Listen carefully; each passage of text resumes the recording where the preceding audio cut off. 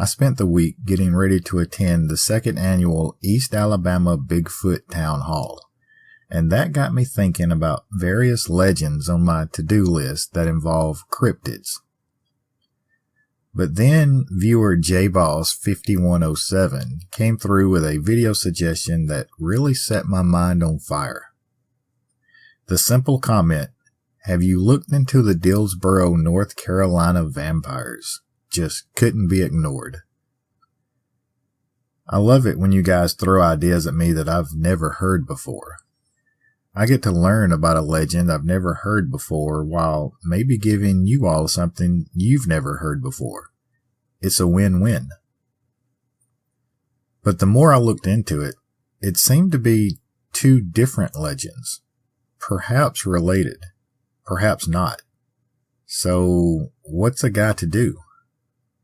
Well, let's just do both and see where it leads us. We can never have too many vampire stories.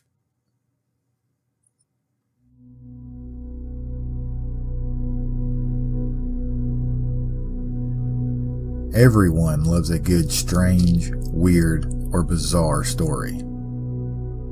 Well, welcome to the American South, where dark legends and haunted history lurk around every corner. Where superstition, folklore, and a touch of backwoods magic blend with everyday culture. Some say, in order to survive. This is Dixie After Dark.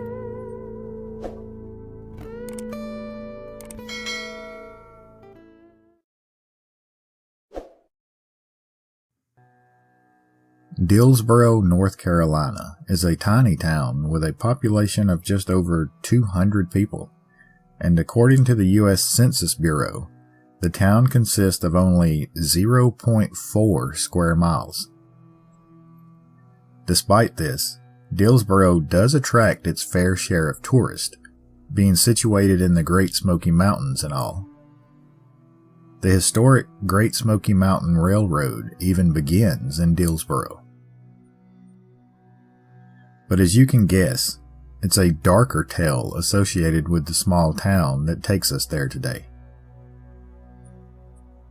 The Dillsboro area is said to be home to a cryptid that locals call the Dillsboro Vampire.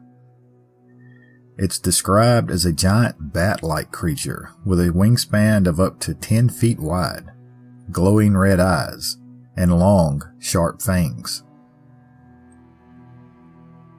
Reported sightings seems to be off and on over the years, and even though the creature captures the attention of many cryptozoologists and paranormal researchers from all over, not a lot of information outside of this is offered.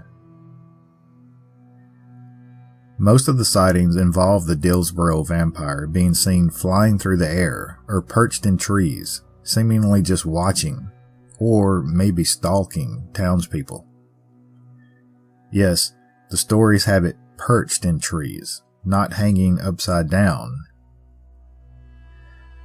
From most everything I could find, the origins of the creature or the legends around it are unknown. Some people believe it has a supernatural origin. Others believe it could be some sort of surviving prehistoric creature. There are even some rumblings of the possibility of it being an escaped experimental creature from some sort of secret lab, but nothing else is solid there to point to anywhere for a possible connection. Still though, the idea of it kept me digging, or maybe it was just the name vampire that kept my interest. Either way, I may have found something. Let's have some fun with a little speculation. In the spring of 1788, Dillsboro, North Carolina had a new doctor arrive in town, Dr. Alfort. Now, full disclosure, try as I might, I couldn't find any historical documentation to tie into this legend, so all we have is the legend itself to go off of this time. Dr. Alfort purchased a sizable plot of land and had a mansion constructed for him and his family. A portion of the first floor was set aside for Dr. Alfort's offices and apothecary, while the rest of the mansion were to be his family's residence. All seemed to go pretty well in the beginning, but after some time, the death of 2 patients gave worry to the locals. The 2 men that died suddenly had been treated by Dr. Alfort for gout.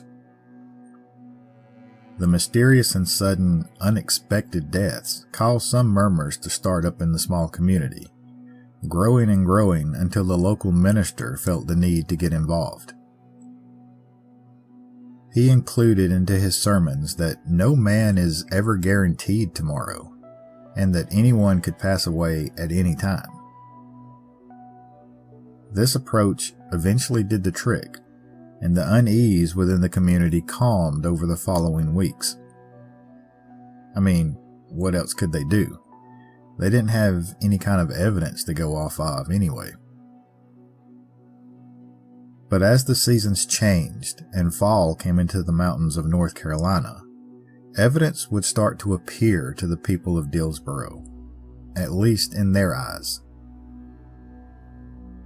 One fall night, the minister's wife, the same minister that had calmed the worries of the townspeople, went in to check on their young daughter before turning in for the night. There, she said she found a dark figure hovering over her daughter's bed. The preacher's wife screamed out for help, and the figure disappeared. By the time the minister himself got there to see what was wrong, it was too late.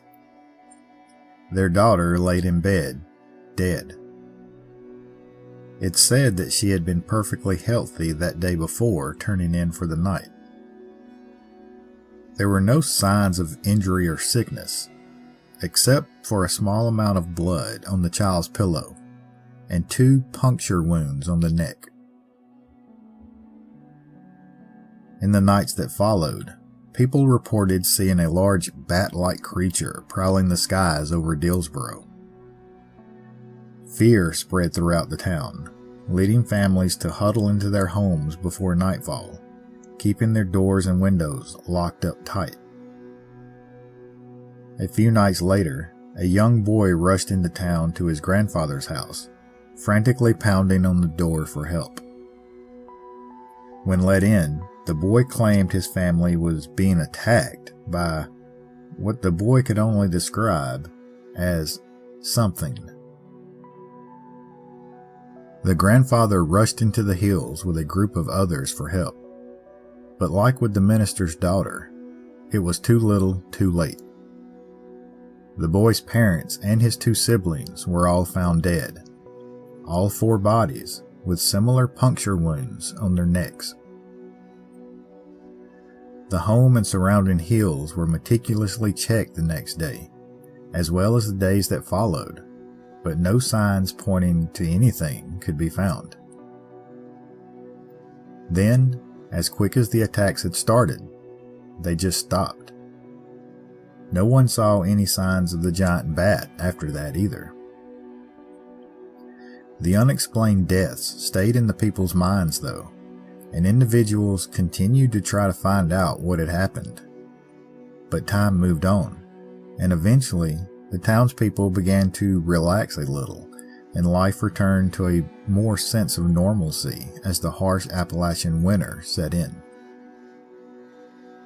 But one night in February of 1789, townspeople heard cries of help coming from a home halfway up the hill on the edge of town. Some of the men rushed to help, and on their way there, they saw a dark figure run from the home and down the hill, straight to Dr. Alford's home. The group of men continued on to the home that the screams had come from, undoubtedly thinking that the figure that fled from the home had went to the doctor for help. In the small home on the hill, though, they found a young couple, dead, again with puncture wounds on their necks. The young couple were newlyweds with no children of their own, and with them being found dead together, There was no explanation for the figure that had fled from the home other than that of a murderer. The men of the town formed a mob and descended on the home of Dr. Alford, demanding to be let inside to investigate. When Dr. Alford refused them and tried to reason with them instead, the doctor was dragged from his home and tied to a tree outside to keep him out of the way. The men then searched the entire house, looking for whoever it was that had fled from the home up on the hill, but they found no one. Suspiciously enough, though, they didn't even find the doctor's wife, her 15-year-old son. The house appeared to be completely empty. Another thing that the mob of town folks found out of place was the fact that even though it was still between midnight and sunrise, all of the beds in the house were completely made. There were no signs of them having been used that night at all. After nothing was found within the house, the mob turned their attention to the cellar. It was inside the cellar that they found a locked door, one that appeared to be locked from inside whatever room was on the other side. The men forced open the door, only to find an empty room. Empty except for 3 coffins on the otherwise bare floor. Cautiously, they opened the coffins. 2 were empty, but in the 3rd, they found Dr. Alford's wife. They feared for her life, but then the doctor's wife freaked them all out by waking up, spewing curses at the mob around her as they dragged her from the coffin and out of the house. The picture, by then, had become clear in the townspeople's minds. There were vampires in their midst. Dr. Alford and his wife were hanged in a tree outside of the Alford mansion until they were dead. Then their bodies were placed back within the mansion and it was set ablaze, the townspeople standing watch until the entire structure burned to the ground. The 15-year-old Alford's son was never found. That's the gist of the legend as I could find it. There wasn't any mention of any further attacks after that. If the legend is to be believed, though, whatever happened to the Alford son? Sightings of a large bat-like creature still persist today in that same area. Are these stories connected? It's hard to say, but to me, it's strange that the alleged creature referred to as the Dillsboro Vampire appears much in the same way as the large bat-like creature in the same town back in the 1700s. What of the Alford son? If he were a vampire, could the creature being sighted today even be him in some form? Why would he stick around the same super small community for over 200 years? As fun as intriguing as this legend is, I have some doubts, or questions at least. According to historical records, Dillsboro, North Carolina was established in the 1880s, a good 100 years after the accounts of this legend. Still though, that's not to say there wasn't a community there in the time frame of this legend, just maybe not yet organized into a full town at the time. For the time frame of the legend, many suggest the community was known as New Webster at that time. The vampire aspects of this legend seem to have a more modern flair to them as well. The time frame of this legend takes place well before any English accounts of vampires seem to have been published. Yeah, it's possible the belief of some older version of the vampire myth survived in the minds of these early American settlers, But in the 1700s, these wouldn't have been the aristocratic style of vampires we think of today. They would have been more monstrous, ghoul-like versions of the old folklores. Whatever we may think, though, I'm just here to tell you the stories of the area. I'll inject my thoughts and feelings where needed, but overall, I'm just letting you know what the legends of the South are. I'm not pointing to anything one way or another, fact or fiction. It is possible this legend was created much later and given an older date in an attempt to make it more believable.